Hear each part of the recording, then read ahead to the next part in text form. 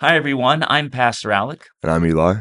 and today we are continuing to talk through Second Kings. Yep. So, last time we ended up, we did the first few chapters. I think we ended in 4. What do you have for me today? I'm starting at 5. Okay. So got a lot about Elisha in here. Sure. Oh, yeah. This is Um, this is the Elisha moment. yeah. Oh, yeah. So in chapter 5, verses 1 through 14, Yeah. um, you want me to just read it? Go ahead and read Yeah. it. Yeah. Already. Yeah. Go for it. Uh, Naaman was an army commander of the king of Aram. He was very important to his master and was highly respected. That's because the Lord had helped him win the battle over Aram's enemies. He was a brave soldier, but he had a skin disease. Groups of soldiers from Aram had marched out. They had captured a young girl from Israel. She became a servant of Naaman's wife. The young girl spoke to the woman she was serving. She said, "I wish my master would go see the prophet who is in Samaria. He could heal my master of his skin disease." Naaman went to see his own master. He told what the girl from Israel had said. "I think you should go," the king of Aram replied. "I'll give you a letter to take to the king of Israel." So Naaman left. He took 750 pounds of silver with him. He also took 150 pounds of gold, and he took 10 sets of clothes. He carried the letter to the king of Israel. It said, "I'm sending my servant Naaman to you with this letter. I want you to heal him of his skin disease." The king of Israel read the letter. As soon as he did, he tore his royal robes. He said, "Am I God? Can I kill people bring them back to life? Why does this fellow send someone to me to be healed of this skin disease? He must be trying to pick a fight with me." Elisha, the man of God, heard that the king of Israel had torn his robes, so he sent the king a message. Elisha said, "Why have you torn your robes? Tell the man to come to me. Then he will know there was a prophet in Israel." So Naaman went to see Elisha. He took his horses and chariots with him. He stopped at the door of Elisha's house. Elisha sent a messenger out to him. The messenger said, "Go wash yourself in the Jordan 7 times. Then your skin will be healed. You will be pure and clean again." But Naaman went away angry. He said, "I was sure Elisha would come out to me. I thought he would stand there and pray to the Lord his God. I thought he would wave his hand over my skin, then I would be healed.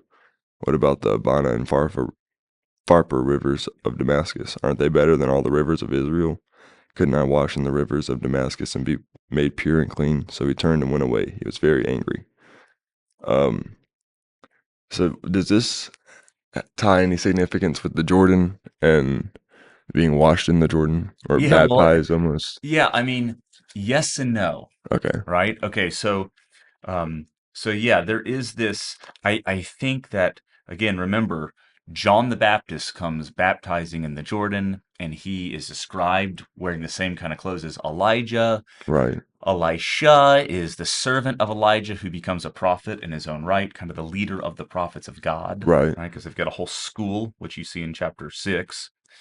And so it's not the same thing as baptism, not the baptism that John is doing, or then later on the baptism in the name of Jesus, which itself is a different thing. Right. But it is kind of like this shadow of something that's going to come. It's kind of Yeah. this type, you wash yourself in the Jordan, Right. and it's not for the forgiveness of sins necessarily, as it is for to be healed, although at the same time, sin is what brought disease into the world, Right. right? And so yeah, I mean, it is. I think it's supposed to be kind of a shadow or a type, and I do not think that this is unrelated Right. Okay. to Yeah. John I see what baptizing you're at the saying. Jordan. Yeah, yeah, but it's so interesting though. He goes to the king, and king that he doesn't know what to do, right? He Right. doesn't.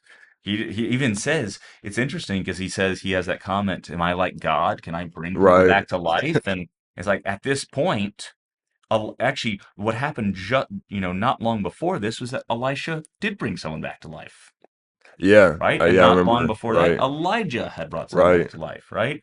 So, so yeah, I mean, so it's almost like for Elijah to be able to do, or Elisha to be able to do something like this, he's not God, but God is definitely with him and Oh yeah. working through him. Oh yeah. Yeah. Yeah. I think it's funny the king gets asked to do that and he's freaking out, Yeah. wondering what to do. Yeah. Elisha gets asked to do that, and I got you, Yeah, that's right. man. Yeah. Well, Elisha does some scary stuff. I mean, we talked about this last time, like Yeah. the fire from the sky and all that kind of thing, Yeah. and so Well, yeah. I mean, even in what I read, Elisha was doing some crazy things. Um, my next question. So okay. with chapter 16, right after that, Or verse 16. Yeah, yeah. Yeah, How Naaman tried to give Elisha the gift. yeah. Um, so why doesn't Elisha accept the gift? There's a that's a theme throughout the Old Testament. You see it. It's probably first. I don't know if this happens before this, but you definitely see it in Genesis with Abraham or Abram Yeah, and not receiving a gift from the king of Sodom. right. And so he says, so that no one can ever say I received anything from Yeah. you. And that's, I think it's kind of like this. Um, no one can ever accuse me of having been bought, Okay. or I'm no better off because of you, Right. right? No one can ever say that because I refuse to receive. So it's not really like a law, just kind of like a precedent that somebody, Yeah, well, Abraham. how about a principle, Okay. right? Yeah. Like Yeah. by principle, I'm not going to receive anything from you, Right. right? That makes sense. Yeah. Mhm. So going down to verse 26. Okay.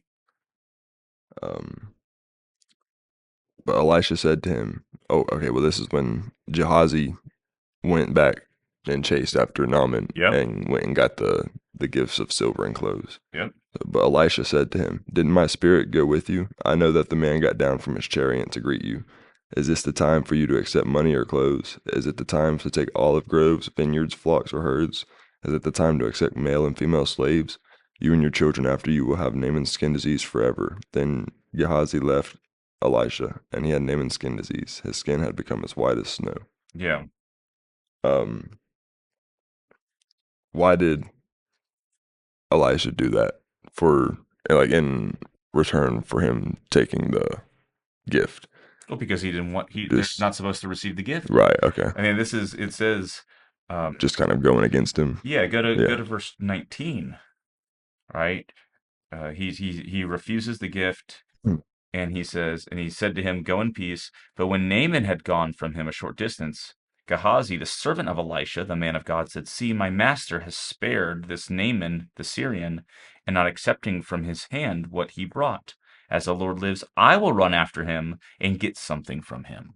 So he thought he was being nice on him by not accepting the gift. Something like Yeah. that. Yeah. Yeah, that's right. Yeah. That's kind of weird. Yeah, he was too Elisha was too gracious not receiving Right. anything from him, but I'll go get something from Yeah. him. And then Elisha's really upset with him.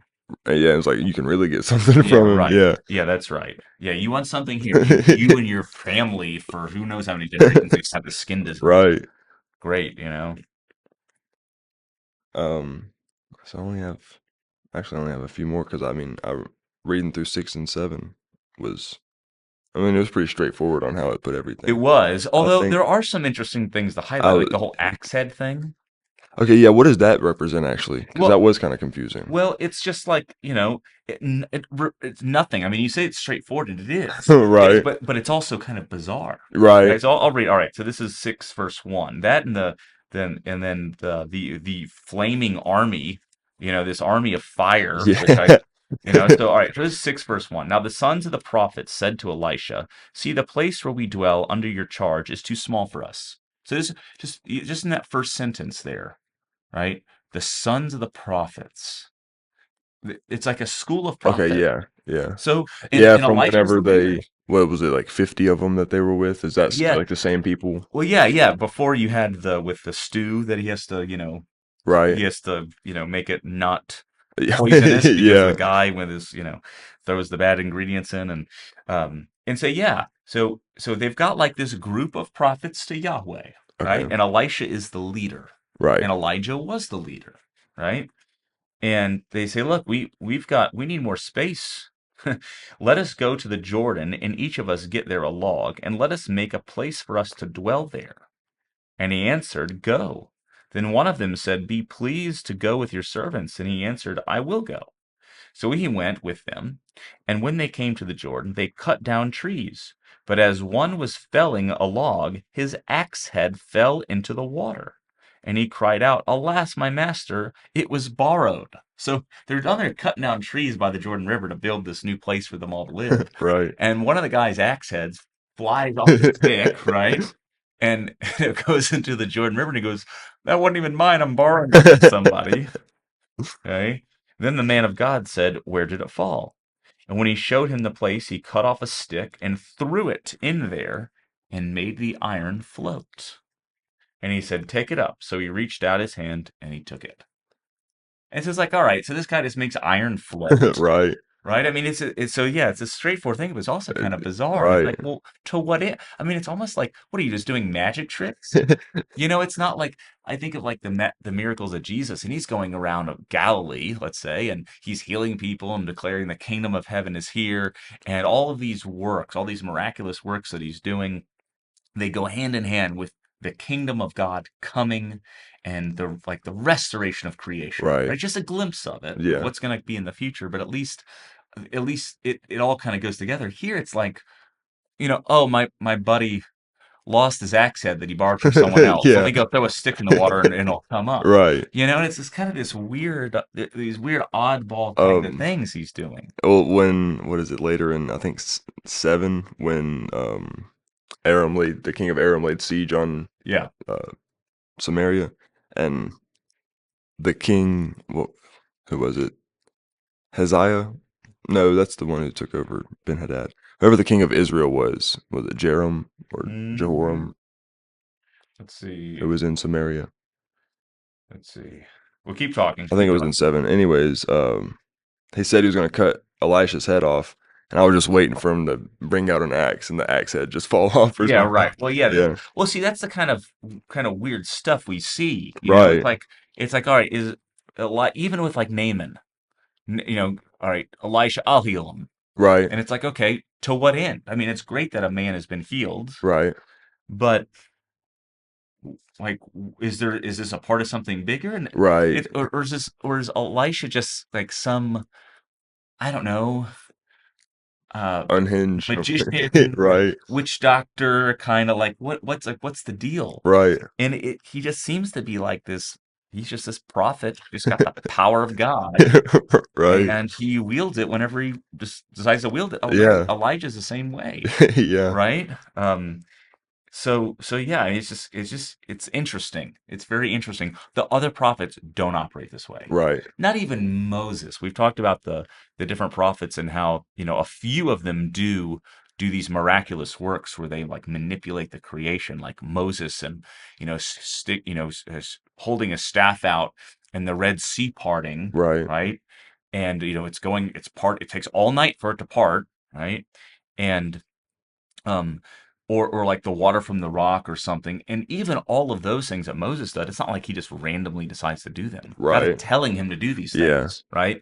Instead of speaking to the rock, he strikes the rock, so he gets in trouble for how he does it, right? He doesn't get into the promised land because of it. But here it's like, all right, where is God saying, okay, do this or do Right. this? It's just Yeah. like, no, he just decided to throw the stick in and the axe had floated and everything was okay. Yeah. So I've noticed that for sure. yeah, I think it's bizarre, right? He's like walking around with just like this power of God, Right. but nobody else has this. Right. Like no, like Samuel didn't operate this way. Um, Even like Gideon didn't operate this way. Samson didn't even operate this way, Yeah. right? Yeah. And he had a lot of Samson. strength, Right. but he wasn't doing. Well, I mean, he even asked God for revenge, Yeah, well, that's basically. right. Yeah, Yeah. yeah. I mean, Samson was a killing machine. Oh, Force of yeah. nature. His name like means the sun, Shamashon, right? It's like Shamesh in Hebrew is the Right. sun. And he's a force of nature, but he's not even doing this kind of thing. Now, with Samson, because I read back about that a little bit ago. He was a Nazarene. Yeah. Is that why Jesus didn't cut his hair? No, no, no, no, no. Jesus is a There's a vow of the Nazarite, Okay. which Samson appears to have taken. Jesus was from Nazareth. Just not a So Nazarene. he was not a Nazarene. John the Baptist looks like he is a Nazarene. Okay. Okay. And but we don't know how long Jesus' hair was. Okay. There's no comment Because about that. I mean, I He's was just depicted with wondered long that. hair, but Right. that's not a biblical thing. Right. So I got you. yeah. Yeah, very different kind of Nazarene. So I'm sorry. Before I jumped into the weird axe head thing, you had something else that you wanted to go through. No, yeah, it was just talking about how I thought the axe head was going to show back up, and at the end of 7, when the king Okay. of Israel went Oh, up to Yeah, he's not that savvy, I guess. Let's see.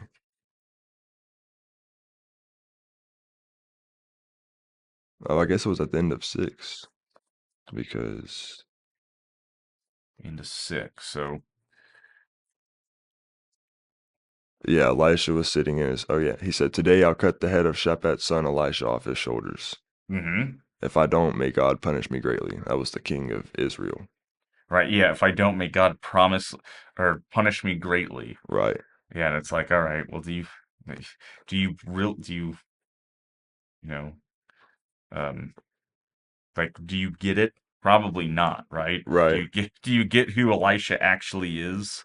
Um, and it's also we were talking about Elisha just doing any and everything, and the officer said, "Suppose the Lord opens the sky and pours down food on us. Even if He does, could what you were saying really happen?" And then Elisha said, "You'll see it with your own eyes, Yeah, that's right. Yeah, we'll make it but happen. you won't eat it."